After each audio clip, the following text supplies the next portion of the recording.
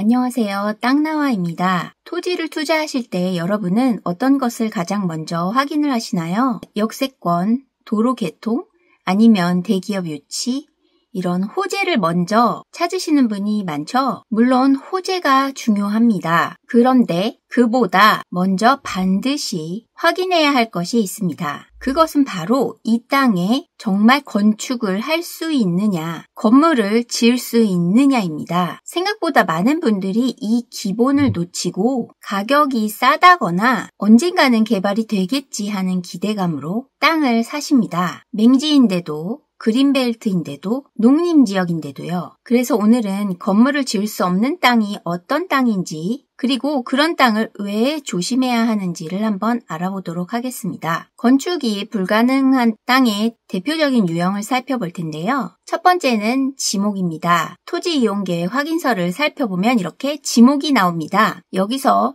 전, 답, 임야 이런 지목이면 원칙적으로는 건축이 불가능합니다. 이럴 때 지목을 대지로 바꾸는 과정이 필요한데요. 그 절차는 꽤 복잡합니다. 만약에 예를 들어 임야인 경우에 산지 전용 허가를 받고 산지에서 대지로 다른 용도로 전용을 할 수 있는 허가입니다. 또 개발 행위를 받을 수 있는 허가를 받고 절토, 성토, 배수 같은 형질 변경 공사를 해야 되고요. 지목 변경을 신청한 후에 대지로 이렇게 지목이 변경이 되는 이런 긴 과정을 거쳐서 비로소 건축이 가능해집니다. 그런데 여기에 진입도로가 없거나 경사도가 기준 이상으로 높고 보전산지 같은 건축이 안 되는 용도지역이라면 지목 변경 자체가 불가능한 경우도 있습니다. 다음은 용도지역입니다. 용도지역 역시 토지이용계획 확인원에서 살펴볼 수 있는데요. 건축이 사실상 불가능한 대표적인 지역을 먼저 살펴볼게요. 보전관리지역은 자연환경, 수질, 농업용지를 보존하기 위한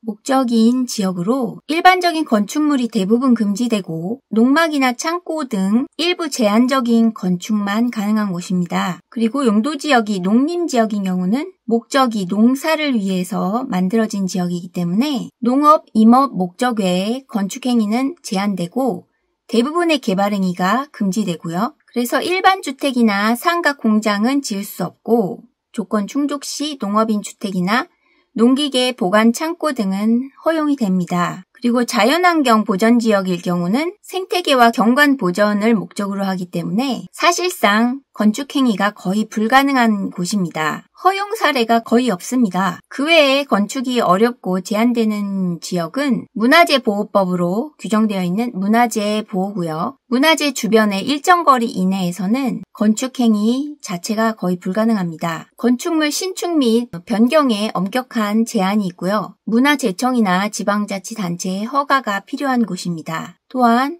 도시공원법으로 지정되어 있는 공원 녹지지역은 도시공원 지정 부지 내에 건축이 제한되고요. 일부 공공시설 외에 일반 건축도 불가능합니다. 또 수도법, 수질보전법으로 정해져 있는 상수도 보호구역 역시 수질보호를 목적으로 하기 때문에 건축행위 대부분이 제한되고 또 많이 알고 계시는 그린벨트, 개발제한구역은 특별법으로 적용이 되고 있기 때문에 대부분의 건축이 불가능합니다. 예외로 기존 주택의 증축이나 축사 등은 제한적 허용이 되기도 합니다. 세 번째로 도로와 접합 여부입니다. 이른바 맹지라는 문제인데요. 도로와 법적으로 연결되지 않은 땅은 건축이 불가능합니다. 최소 너비가 4m 이상의 도로에 2m 이상이 접해 있어야만 그 땅은 건축이 가능합니다. 최근에 이런 분이 많으셨는데요. 싸다고 해서 평당 10만 원짜리 땅을 사셨답니다. 300평이라고 해도 얼마 되지가 않는데요. 일단 싸다고 매입을 했더니 알고 보니 맹지였고요. 도로도 없을 뿐더러 도로가 없다면 전기, 상하수도도 안 들어옵니다. 몇 년이 지나도 개발이 안 되고 그냥 묶여버리는 겁니다. 싸다고 해서 맹지여도 상관없다 이런 말씀을 하시는 분들이 있는데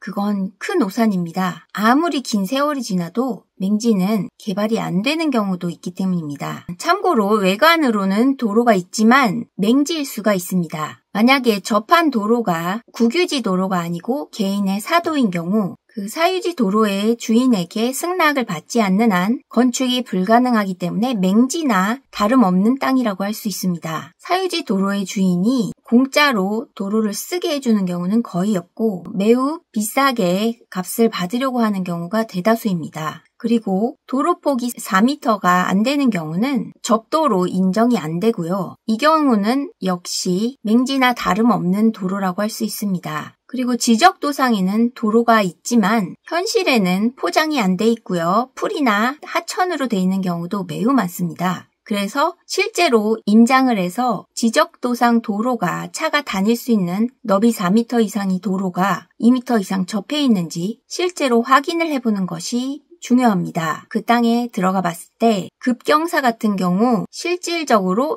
그 땅에 진입이 불가능한 경우도 있는데요. 절벽이나 높은 옹벽이 가로막혀 있는 경우가 그런데요. 이런 경우 역시 맹지나 다름없는 땅이 됩니다. 항공지도와 지적도를 살펴보고 임장이 꼭 필요한 이유입니다. 상담해본 분 중에는 실제로 경기도 외곽에 평당 5만 원짜리 땅을 너무 싸니까 덜컥 매입하셨는데요. 막상 확인해보니 맹지인데다가 그린벨트, 농림지역까지 심지어 위로는 고압선까지 지나가는 땅이었습니다. 결국 팔지도 못하고 건축 허가도 안 나오고 그냥 묶인 땅이 돼버렸습니다. 역시 싼 땅에는 반드시 이유가 있습니다. 그렇다면 이런 땅은 어떻게 걸러낼 수가 있을까요? 계속 말해온 것처럼 토지 이용 계획 확인서를 반드시 확인해야 합니다. 정부24나 토지 이음 사이트에 들어가면 지번을 넣고 클릭을 하게 되면 이렇게 지목과 용도 지역 그리고 행위 제한이 나와 있습니다. 그리고 도로가 몇 미터 도로에 접해 있는지 지적도도 조그맣게 확인을 할 수 있고요. 이렇게 지적도상에 도로가 있어도 실제로는 도로가 없을 수가 있으니까 꼭 반드시 임장을 해보셔야 합니다. 도로와의 전면 여부는 현장 확인이 가장 정확합니다. 항공사진과 지적도를 병행해서 확인을 해보고 실제로 현장에 가보셔서 포장이 되어 있는지 도로 폭이 몇 미터인지를 땅은 도로가 몇 미터가 접해 있는지를 꼭 확인하셔야 하고요. 배수로가 있어야 개발행위 허가가 나기 때문에 주변에 배수가 되는지 배수로가 허가가 가능한 배수로인지 확인을 해보셔야 합니다. 또한 제한구역을 체크해 보셔야 하는데요. 그린벨트인지 군사시설 보호구역인지 문화재 보호구역 등 이런 법적 제한구역은 건축이 거의 불가능하기 때문에 반드시 확인이 필요합니다. 오늘 내용을 정리해보자면 호재보다 중요한 것은 그 땅의 건축 가능성입니다. 투자 전에 반드시 3가지는 꼭 확인하셔야 합니다. 도로 전면 여부, 지목과 용도 지역, 법적 제한구역 포함 여부 이 3가지입니다. 그리고 가능하다면 인근 토목 사무실을 통해 배수로 전기 인입도 같이 점검해 보세요. 무턱대고 싸다고 덜컥 사는 일은 오늘 영상 보신 분들은 피할 수 있을 것입니다. 영상이 도움이 되셨다면 구독과 좋아요, 알림 설정 부탁드립니다. 감사합니다.